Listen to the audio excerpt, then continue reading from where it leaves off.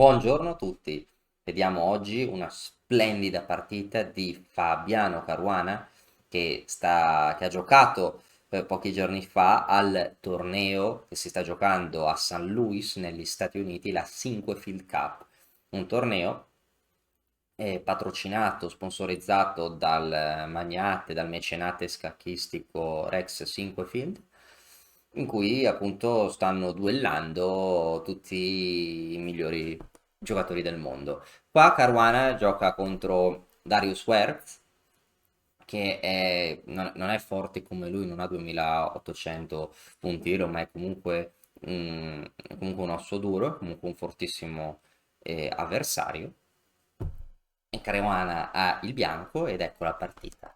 Caruana inizia con E4, C5, la difesa più aggressiva, la siciliana, cavallo F3, cavallo C6, alfiere B5.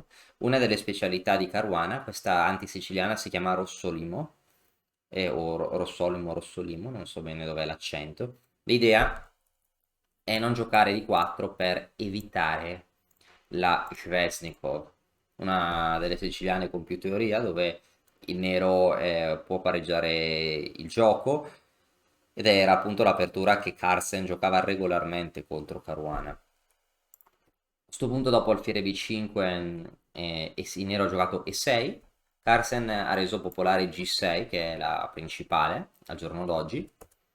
Ok, E6, arrocco, cavallo E7, D4, giocando una struttura tipo siciliana aperta. C per D4, cavallo per D4, il nero gioca donna B6, bianco cambia il cavallo e dopo B per C6, come dopo un'altra mossa l'alfiere torna indietro. Il nero ha ricatturato verso il centro la colonna B, però questa struttura un pochino rigida. Il nero gioca cavallo G6, il bianco gioca C4, i pedoni in E4 e in C4 nella siciliana, non tanto in questa struttura, soprattutto in una struttura dove il pedone anziché essere in C6 è in B7, una struttura più abituale. Si chiama formazione Marzi, una struttura pedonale molto forte che contiene le spinte di rottura del nero. Per esempio, il nero ha un pedone arretrato sulla colonna D e sarà difficile per il nero spingere in D5 per via del controllo che il bianco esercita su questa casella. Il nero giocò alfiere 7, cavallo C3, arrocco, bianco giocò torre B1 per difendere B2 e poter sviluppare l'alfiere, C5 per guadagnare spazio, giocare D6, alfiere B7, sviluppare l'alfiere su questa diagonale, alfiere E3. A questo punto bianco può avere idee ambiziose anche sull'ala di donna per via dell'inchiodatura del pedone C, quindi nero si schioda, F4, alfiere B7, G3. Una mossa che può sembrare strana ma molto molto profonda. Perché il bianco gioca G3 che sembra indebolire l'arrocco?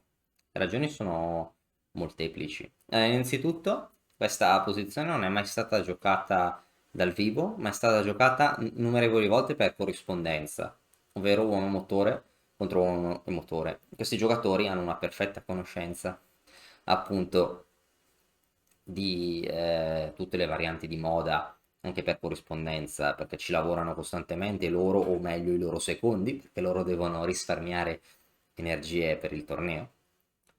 G3 è un piano tipico, si rafforza il pedone in F4, si vuole giocare alfiere F3 difendendo tutte le case bianche, l'alfiere da F3 impedisce ancora di più di 5, che è sotto il controllo di tutti i pezzi del bianco.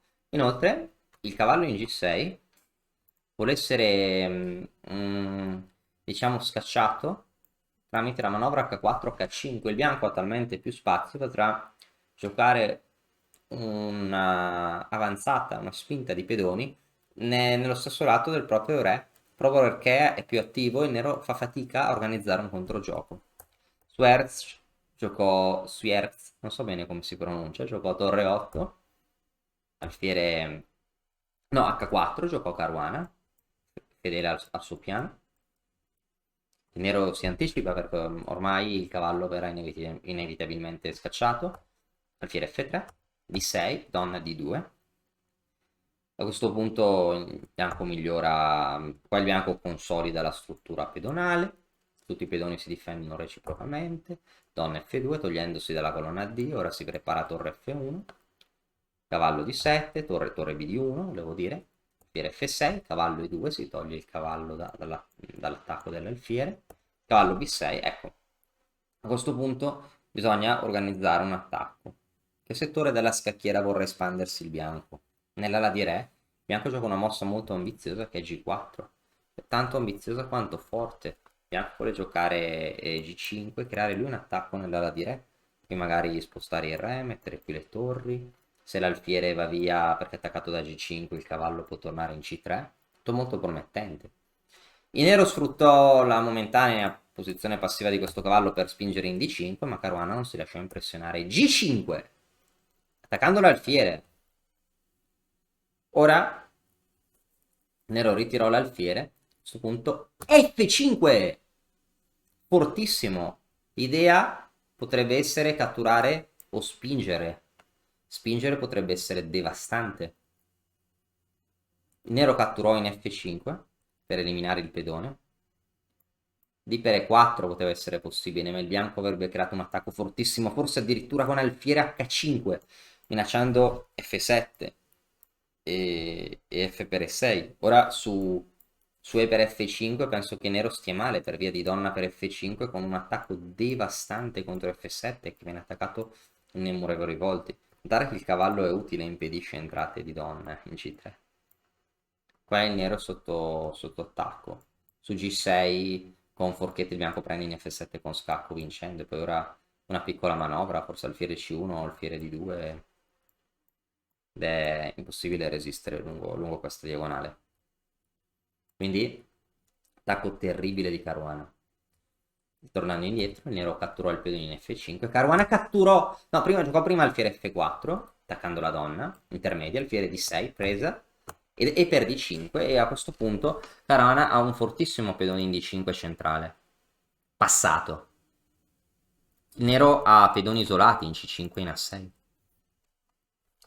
Nero gioca cavallo D7 per riportare il cavallo in gioco, alfiere G2, il pedone sotto attacco, alfiere C8, l'alfiere non faceva nulla qua, difende raggi XF5 ma che ora non si può attaccare perché comunque è attaccato il cavallo in E2, su donna per F5 seguirebbe torre per E2 e vince il nero. Caruana gioca a cavallo F4 attivando il cavallo, per esempio su G6 uno dei vari piani può essere cavallo D3 per poi preparare non so A3 B4 su C per B A per B e poi mettere in moto questi pedoni. Il nero giocò cavallo E5 per impedire cavallo D3. Ecco, ma ora il cavallo in D7 aveva un controllo su C5. Ora, qua Caruana giocò B4, una mossa fantastica. Perché dare un pedone, giocare B4, sacrificio di pedone a lungo termine in stile Harakiri? Perché Caruana crea il cosiddetto rullo compressore di pedoni centrali. È un compenso totalmente di lungo termine. Non c'è nessun ritorno immediato. Il bianco semplicemente... Questo pedone è passato ma è bloccato.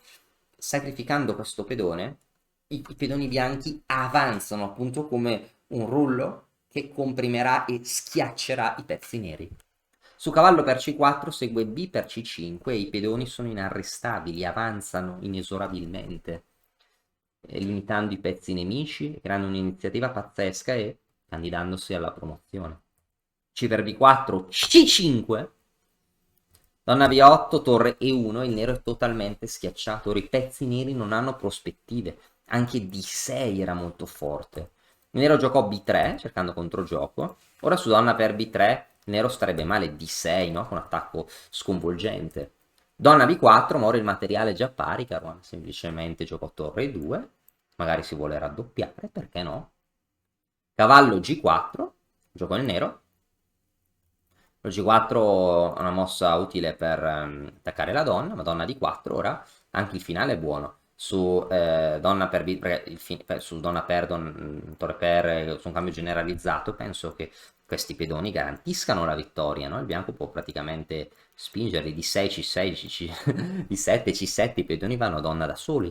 Nero gioca donna per B3, ora cavallo H5, un diversivo, attacco su G7, F6, torre per, G per, a questo punto il nero perde. B6, ora un cambio delle donne non aiuta perché qua si può catturare, si può spostare la torre, poi i pedoni bianchi vincono da soli, inarrestabili. Anche questa è minacciata. Alfiere 6 gioco il nero D7. C6, ora possiamo vedere proprio all'opera, no? Il rullo compressore devastante. Donna C2, parando C7, ma tutti i pezzi neri sono vincolati. Questa donna molto centralizzata è un mostro, si attacca all'alfiere. Su alfiere F7 il bianco vince in vari modi, probabilmente anche con cavallo per. Lo per donna per, si attacca alla torre, minaccia C7. No, in alcuni casi, per esempio, se il nero riuscisse a difendere la torre, magari il bianco potrebbe lavorare per la spinta in C7, che sarà imparabile, il bianco vincerà la partita. Questa posizione dopo torre 1, il nero fa torre F7, cavallo F4, ora si uniscono anche le minacce contro i pezzi, contro il re. Nero spostò l'alfiere, e ora C7. Una combinazione decisiva. Nero catturò in C7 e dopo con alfiere D5 qua. Donna per D5, a questo punto il nero dovrà per forza mettersi in una casella o in G7 o in F8, dove in G7 o in F8 dove riceverà un attacco doppio vincendo. Quindi una combinazione devastante, no? C7, ma c'erano anche altri modi di vincere, no? Questo è spettacolare. C7, sono molto scenico, no? Avere questi due pedoni. E su alfiere D5, scacco alfiere per donna per, si adesca il re su una casella da doppio e il nero abbandona. Secondo me è una mossa spettacolare, cioè un'idea, una partita spettacolare di Caruana. Mi sono piaciute molte idee, mi è piaciuto l'attacco pedonale con G4, questo piano con G3, però questo piano con G3 H4 è stato copiato, no?